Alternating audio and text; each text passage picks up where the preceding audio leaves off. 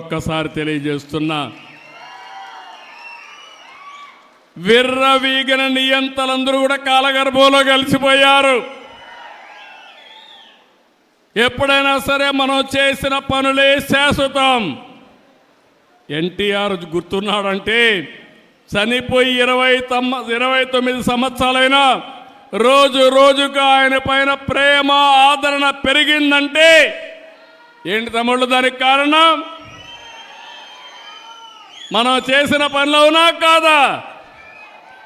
అలాంటివి మనం గుర్తుపెట్టుకోవాల్సిన అవసరం ఉంది. ఈరోజు కేంద్రం వచ్చిన తర్వాత నేను కూడా మీరందరూ ఒక మంచి పని చేశారు. తెలుగుదేశం పార్టీ ఎన్డీఏ కార్యకర్తలు కూడా కష్టపడ్డారు, మెజారిటీ గెలిపించారు.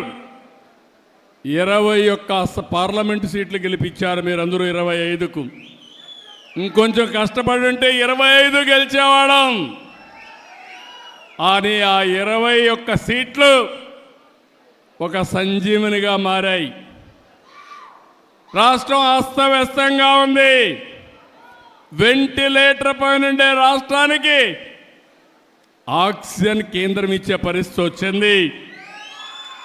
ఈరోజు కష్టాలన్నీ తీరిపోయే పరిస్థితికి వస్తున్నాం, కానీ పూర్తిగా తీరిపోలేదు. అందుకే మీరు ఒక్కసారి ఆలోచిస్తే అమరావతి ప్రాజెక్ట్ని మళ్ళీ ఒకసారి అమరావతిని మనం గట్టెక్కించే పరిస్థితికి వచ్చాం. ఇంకో పక్కన పోలవరానికి ప్రాణం పోసే పరిస్థితికి వచ్చాం. విశాఖపట్నం రైల్వే జోన్ ఇచ్చారు.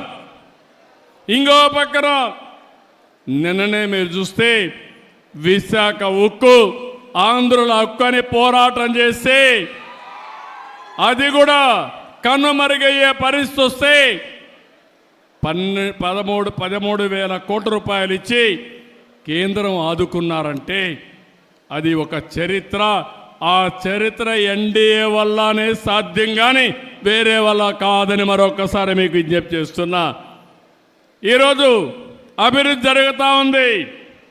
నేను ఒకటే మీ అందరికీ హామీ ఇస్తున్నా, భవిష్యత్తులో కూడా మీకు అండగా ఉంటాం. నేను అభివృద్ధి, సంక్షేమం, సుపరిపాలన నాందిగా మాట్లాడాను. ఎన్నికల్లో ఈ విషయమే చెప్పాను. నన్ను నమ్మారు, మా కూటమిని నమ్మారు, నన్ను మా మిత్రుడు పవన్ కళ్యాణ్ గారిని, బీజేపీని నమ్మారు, నరేంద్ర మోడీ గారిని నమ్మారు. మీరందరూ ఓట్లేశారు. ఈరోజు మీ రుణం తీర్చుకుని కార్యక్రమానికి శ్రీకారం చుట్టాం. ఈరోజు మీరు చూస్తే అభివృద్ధిని పట్టాలెక్కించాం. ఎక్కడికక్కడ ఒక్కొక్క పని చేసుకుంటూ ముందుకు పోతున్నాం. రాయలసీమలో కానీ రాష్ట్రంలో కానీ ఒక నేషనల్ హైవేస్ అన్ని 50,000 కోట్ల రూపాయలు ఖర్చు పెట్టి 3 ఏళ్లలో పూర్తి చేస్తున్నాం. 70,000 కోట్ల రూపాయల రైల్వే లైన్స్ అన్ని, రైల్వే స్టేషన్స్ అన్ని పూర్తి చేసే బాధ్యత తీసుకున్నాం. నిన్ననే అనౌన్స్ చేశాను. జిఎస్డిపి అంటే మన తలసరి ఆదాయం పెంచడం. ఈరోజు 12.94% వచ్చింది. నేను ఒక స్వర్ణాంధ్రప్రదేశ్ విజన్ తయారు చేశాను. అందులో 15% పెరగాలి. 15% పెంచుకుంటూ పోతే ఈ రాష్ట్రంలో ఎవ్వరూ పేదవాళ్ళు లేకుండా అందరికి దగ్గర డబ్బులుండే విధానానికి నేను ఆలోచిస్తున్నా. పేదరికం లేని సమాజం ఎన్టీ రామారావు గారి కళ. దాన్ని జయప్రదం చేసే బాధ్యత నాదని మరొకసారి మీ అందరికీ హామీ ఇస్తున్నా. తమ్ముళ్ళు, ఇక్కడ మీరందరూ ఉన్నారు. తెలుగుదేశం పార్టీకి ఒక చరిత్ర ఉంది. ఒకప్పుడు నేషనల్ ఫ్రంట్ అధికారంలోకి తెచ్చిన వ్యక్తి ఎన్టీ రామారావు గారు. తర్వాత యునైటెడ్ ఫ్రంట్, నేనే ఆ రోజు కన్వీనర్గా ఉండి 2 ప్రధానమంత్రులు చేశాం. ఎన్డీఏ 1లో వాజ్పేయి గారికి సహకరించి మన రాష్ట్రాన్ని అభివృద్ధి చేశాం, సమైక్య ఆంధ్రప్రదేశ్ని.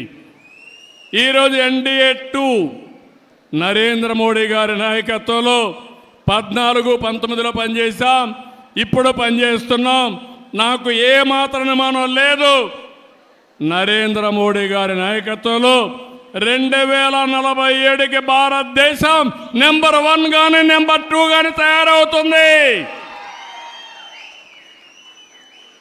నా ఆలోచన తెలుగు జాతి ప్రపంచంలోనే నెంబర్ 1గా ఉండాలనేది నా సంకల్పం. అలాంటివి జరిగేటప్పుడు ఎప్పుడు కూడా తెలుగుదేశం పార్టీ ఒక ప్రాంతీయ పార్టీ కానీ జాతీయ భావాలతో పనిచేసిన పార్టీ తెలుగుదేశం పార్టీ.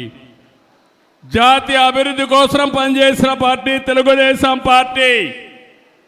ఈరోజు మీరు చూస్తే 1 కోటి సభ్యత్వం ఈరోజు తెలుగుదేశం పార్టీలో ఉన్నారు. 1 crore.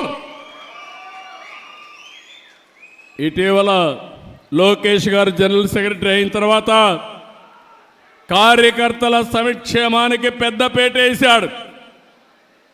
130 కోట్ల రూపాయలు ఇన్సూరెన్స్ కానీ వెల్ఫేర్ కానీ డబ్బులు ఖర్చు పెట్టే పరిస్థితికి వచ్చారు.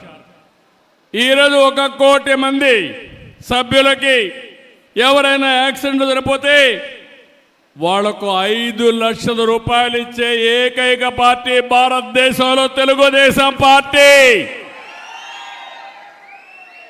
ఇది ఒక చరిత్ర. మీ రుణం తీర్చుకుంటాం, కార్యకర్తల రుణం తీర్చుకుంటాం. అందుకనే రాజకీయంగా మిమ్మల్ని ఎదుగుదల కోసం ప్రయత్నం చేయడం, సంక్షేమ కార్యక్రమాలు చేయడం, ఆర్థికంగా పైకి తీసుకురావడానికి ఏమేం చేయాలనో అవన్నీ చేస్తామని చెప్పి కూడా నేను మీకు తెలియజేస్తున్నా. అదే సమయంలో మిత్రపక్షాల కార్యకర్తలు కూడా విజ్ఞప్తి చేస్తున్నా, ఎక్కడికక్కడ అందరూ సమిష్టిగా పనిచేసుకుని మళ్ళీ ఎప్పుడు